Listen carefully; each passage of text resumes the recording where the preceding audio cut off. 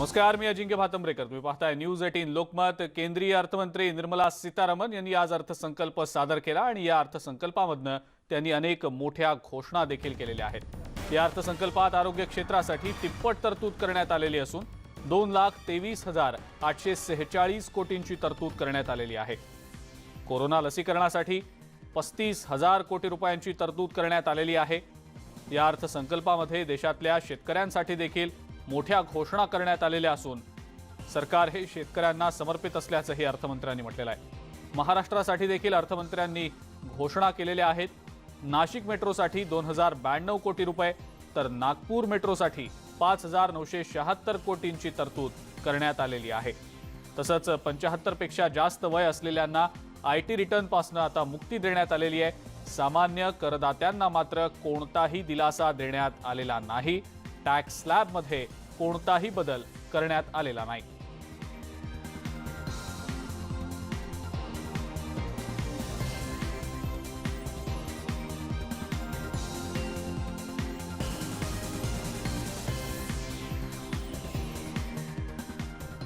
पंतप्रधान नरेंद्र मोदींनी या अर्थसंकल्पावर समाधान व्यक्त केलंय। मोदी नेमकं काय म्हणालेत पाहूया।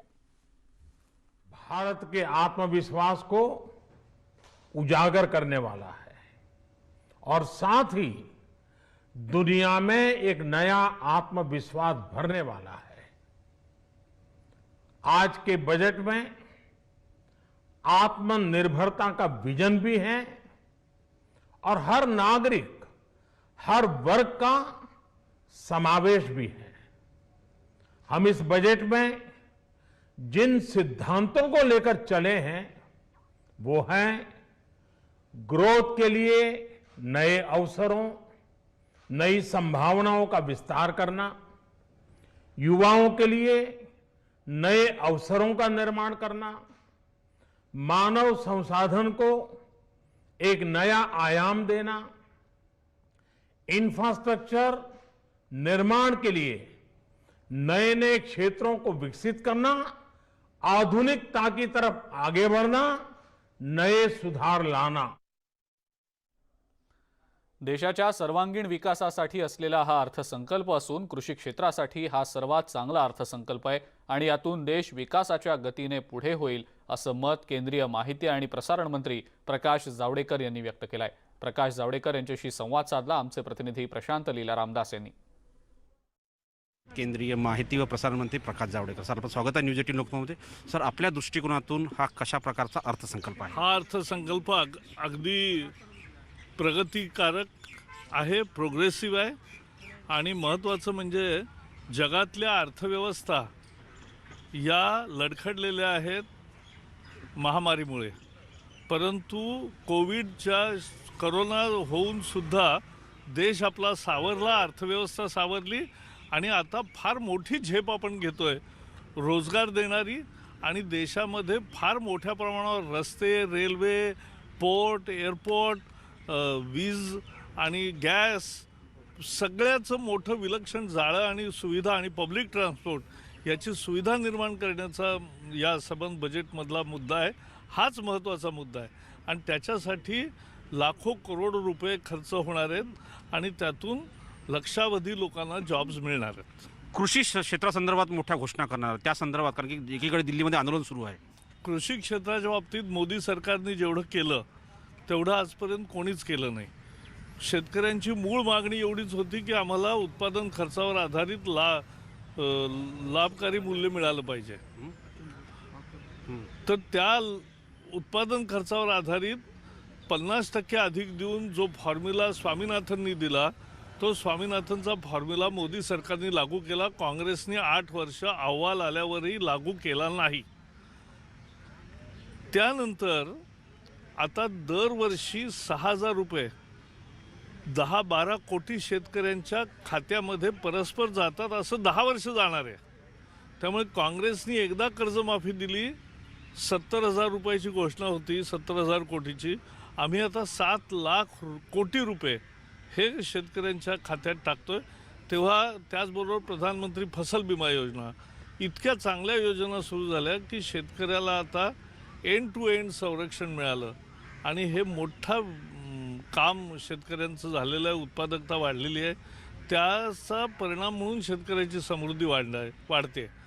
तर त्याचा परिणाम आहे आणि म्हणून दिल्लीतलं आंदोलन हे संबंध भारताचा आहे की नाही वगैरे या चर्चेत आत्ता मी जात नाही. पण आपण पाहिलं मुख्यतः ते ठराविक भागापुरतं आहे, ज्यांना सगळ्यात जास्त फायदा झाला आहे ते आत्ता आंदोलन. आपण ज्या राज्याचं प्रतिनिधित्व करता त्या राज्यासंदर्भातही अनेक घोषणा झालेल्या आहेत, त्या संदर्भाने नाही, महाराष्ट्राच्या सगळ्या कार्यक्रमांचा आता तपशील आणखी येईल, त्यावेळेला त्याची वेगळी प्रतिक्रिया देऊ. पण देशाचा सगळ्या भागांचा विकास करण्याचं मोदी सरकारचं धोरण आहे. ते काही ठराविक राज्यांचं करायचं असं नाही. धन्यवाद. हे होते केंद्रीय माहिती प्रसारण मंत्री प्रकाश जावडेकर यांनी स्पष्ट म्हटलं आहे की शेती क्षेत्रासाठी अतिशय आल्हाददायक आणि देशाच्या विकासामध्ये एक पाऊल पुढं टाकणारं अशा प्रकारचा हा अर्थसंकल्प आहे. नवी दिल्लीहून व्हिडिओ जर्नलिस्ट उमेशसह प्रशांत रामदास, न्यूज 18 लोकमत.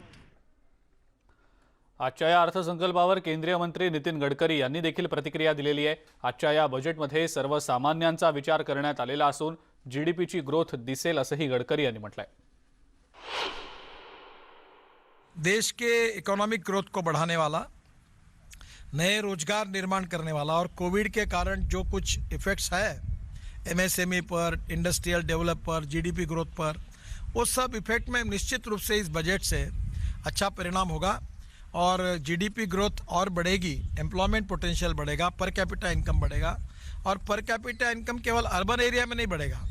जो मेजर्स उठाए गए उसका फ़ायदा रूरल, एग्रीकल्चर और ट्राइबल, ये जो एस्परेंट डिस्ट्रिक्ट्स है 115, वहाँ विकास का विचार हुआ. वो social equality end economic equality की बात जो हमारी आइडियोलॉजिकल कमिटमेंट है उसके तरफ ले जाने वाला विचार के आधार पर किया गया है.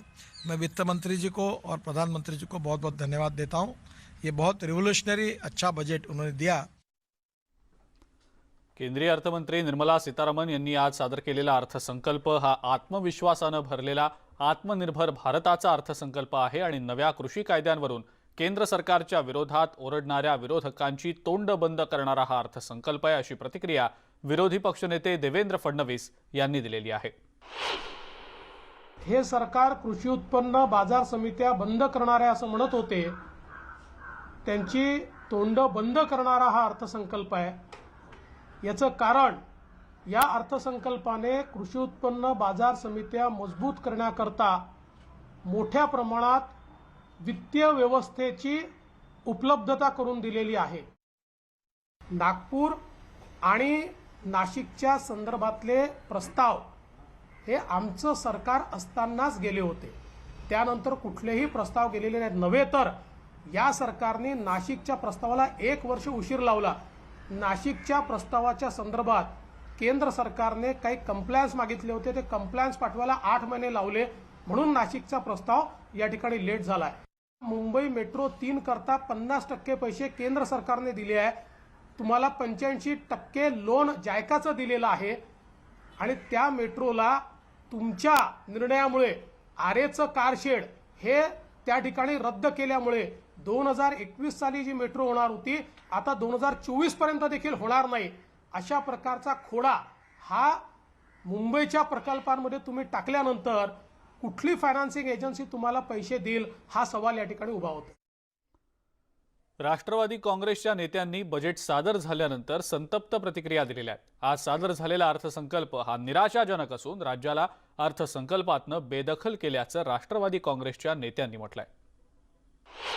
केंद्राचा जो अर्थसंकल्प जाहीर झालेला आहे अतिशय निराशाजनक असा अर्थसंकल्प आहे. सर्वसामान्याला या अर्थसंकल्पामध्ये दुर्लक्षित करण्यात आलेलं आहे असं सर्व दिसत आहे. शेतकऱ्यांच्या तोंडाला पानं पुसण्याचं काम या अर्थसंकल्पात झालेलं आहे. शेतकऱ्यांच्या बाबतीत कुठेही ठोस असे निर्णय या अर्थसंकल्पामध्ये झाले नाही. खाजगीकरणाच्या दृष्टीनं हा अर्थसंकल्प चालला अशा पद्धतीने दिसत आहे. याच्यामध्ये सर्वसामान्याला असं वाटत होतं की त्याला न्याय मिळेल या अर्थसंकल्पाच्या माध्यमातून, की कोरोनाच्या संकटातून आता सर्वसामान्य हळूहळू बाहेर येत आहेत आणि अशा पद्धतीनं या अर्थसंकल्पाच्या माध्यमातून काहीतरी सर्वसामान्यांना न्यायाची भूमिका मिळेल अशा पद्धतीने सर्वांची अपेक्षा होती. पण मोठ्या प्रमाणात सर्वांची निराशा याच्यात झालेली आहे. अर्थसंकल्प याच्यात महाराष्ट्राचा समावेश, शेतकऱ्यांचा समावेश कुठे दिसत नाही. लहान उद्योग धंदे आणि नोकरी करणारे लोक इन्कम टॅक्स जे देत आहेत आणि तुमच्या तिजोरीत भर टाकतायत, त्यांनाही तुम्ही काही देऊ केलेलं नाही. सर्वसामान्यांना हे कळेल की पेट्रोल 100च्या वरती गेलंय. सर्वसामान्यांना हे कळेल की माझा LIC मधला गुंतवलेला पैसा कधीही गायब होईल आणि मी भिकारी होणार. हे सर्वसामान्यांना कळेल. आम्हाला तेच सांगायचंय की सर्वसामान्यांच्या हिताचा हा अर्थसंकल्प नाही. शिवसेनेचे नेते खासदार संजय राऊत यांनी केंद्र सरकारच्या या अर्थसंकल्पावर निशाणा साधलाय. निवडणुका आहेत म्हणून निधी वाटप होतंय का असा सवाल संजय राऊत यांनी उपस्थित केलाय. या बजेटमध्ये महाराष्ट्र कुठेही दिसत नसल्याचा आरोप देखील संजय राऊत यांनी केलेला आहे. देशाला सातत्यानं देण्याची दानत दाखवलेली आहे, पण महाराष्ट्रावर मात्र कायम अन्याय होत आहे. अन्याय म्हणण्यापेक्षा महाराष्ट्र देशाचं पोट भरतो, पण महाराष्ट्राच्या पोटाकडे कोणी पाहत.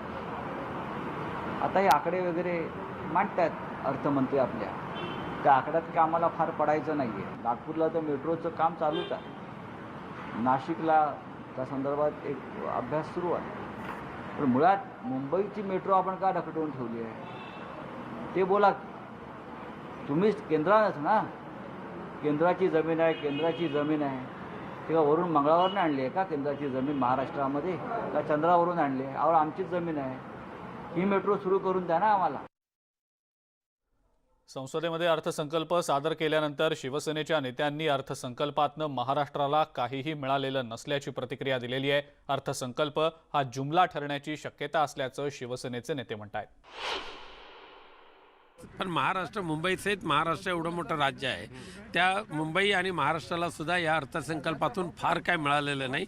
फक्त नाशिकची मेट्रो आणि नागपूरची मेट्रो सोडली तर बाकी कोणतीही प्रोविजन या ठिकाणी केलेली नाही. संपूर्ण महाराष्ट्राकरता एक निराशाजनक असा अर्थसंकल्प फायनान्स मिनिस्टरनी सादर केलेला आहे.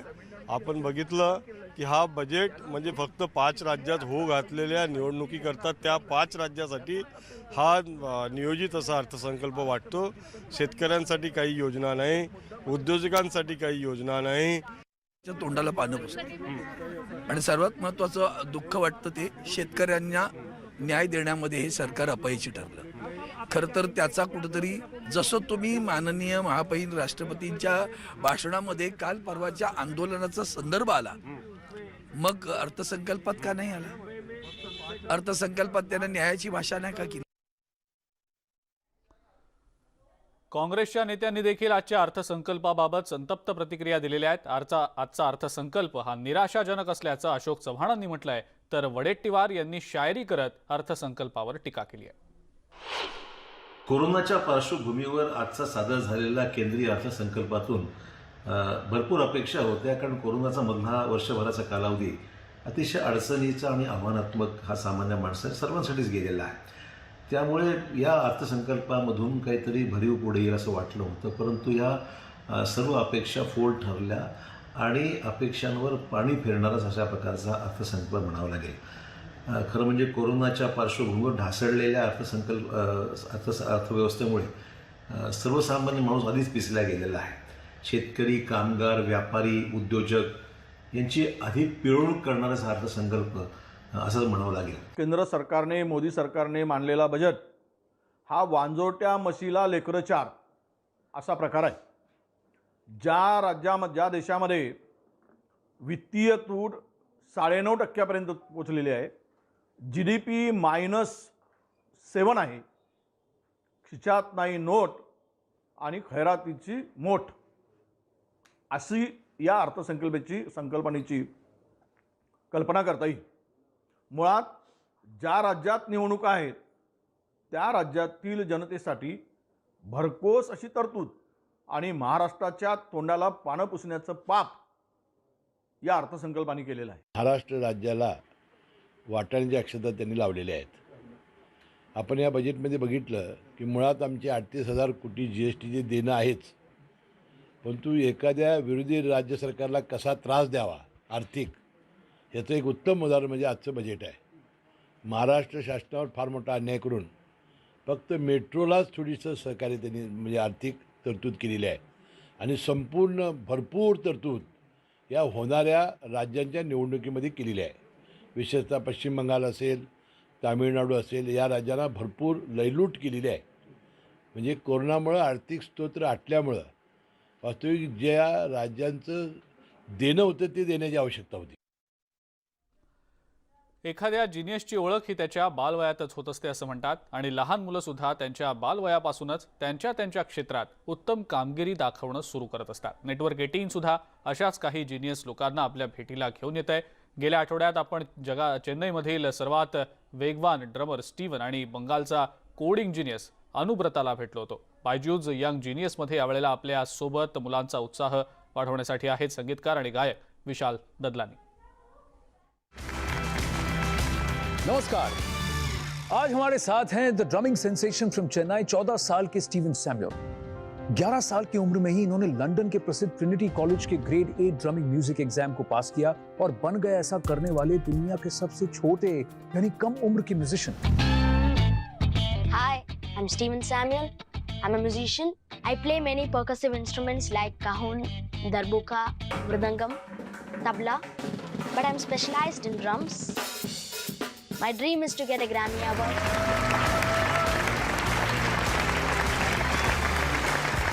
It's an honor and a pleasure to be here. देखिए, pleasure. Sit, please.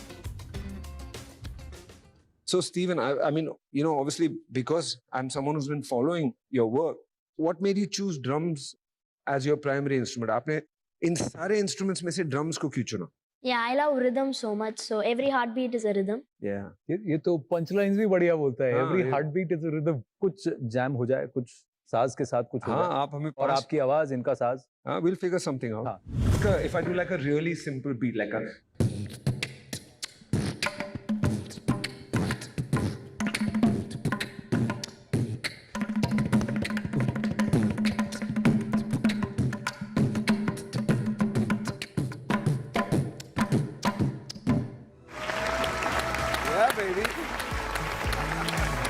बहुत मजा आया आप लोगों के साथ बात करते हुए, आपकी बातें सुनकर. लेकिन अब वक्त हो चला है स्टीवन सैमुअल के कमाल को देखने का drums per. yeah, can't wait.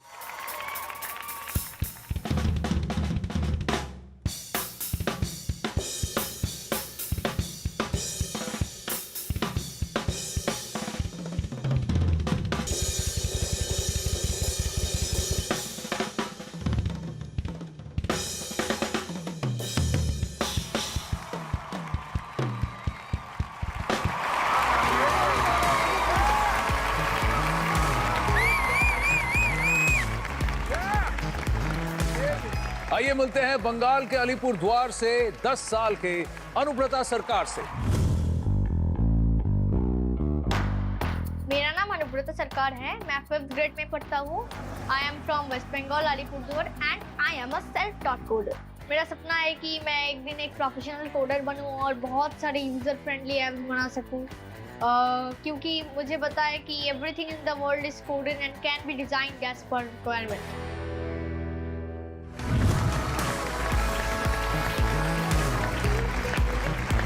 Elbow greeting. आइए बैठिए. Welcome to Byju's young genius. 9 apps Google play store पे इनके ऑलरेडी अप्रूव हो चुके हैं. वाला है. एक और आने वाला है. तो 10 on 10 हो गए. तो अब आप हमारे दर्शकों को बताइए कि आपका एक ऐप जो कि आप दिखाना चाहते हैं. Sir, police alert. सो यहाँ पे 3 सेकंड में स्क्रीन पे नेविगेट होगा. हाँ. तो टिप्स देता हो कि keep the location on for better sensing and automatic message. You can call police from here. There are panic buttons, alarm on and alarm off. So you can message police from here. You have to fill this empty boxes and you can message police. And one more feature, that is automatic message to police. If you click on this button, so you don't need to fill these boxes. It will automatically sense your location and it will send to police.